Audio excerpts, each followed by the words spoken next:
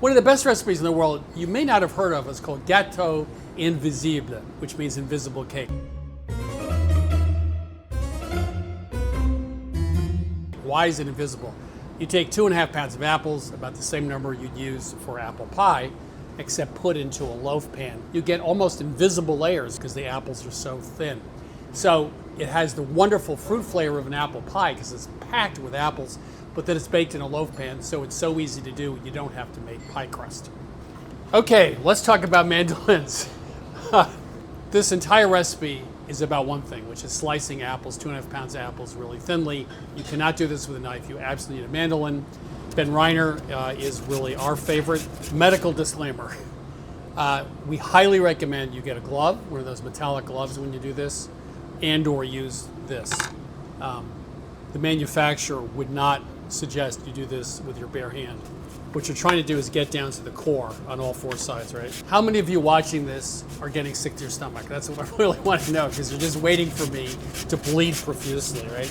If I was doing anything like a carrot or something which is really close to the blade, I would definitely use this. But with the apple, you're so far away.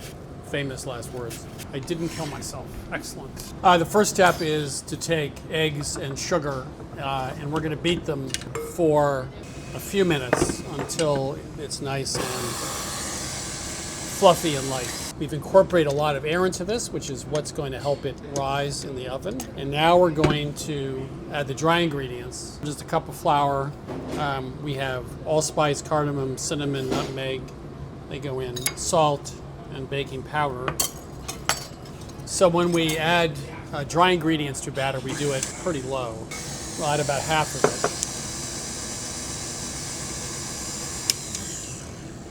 Sometimes the flour gets stuck at the very bottom of one of these bowls in a little divot, so I just want to make sure that that's not happening. Now we're going to add the milk and step it up a little bit. We'll add the rest of the flour. And finally, we're going to add the melted butter to this on low. I like to finish by hand just to make sure everything's good. So we have a loaf pan with a piece of parchment paper. This will make it easy to get the cake out when it's baked. Everything's been sprayed, including the parchment paper on top. Put a little batter, about half a cup, in the bottom of the pan. Okay. And then we're going to put about 1/3 of this batter in here and mix that up. It's not a dump and stir cake, but it's pretty easy. No, so apples, half cup, apples, half cup, apples, half cup. Yeah, exactly. We could do this as a thing. So the only thing you want to do here, take just a minute, is to make sure that the flat, straight side of the apples, when they're cut, are up against the edge of the pan, so you're not leaving any gaps. And we'll do the apples in 1/3 and 1/3 and 1/3. Now I'm going to put 1/3 of what's left, about half a cup.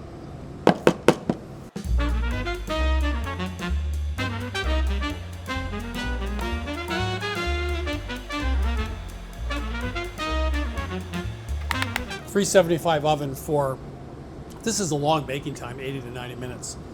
Those apples, it's a thick layer. They have to actually get cooked.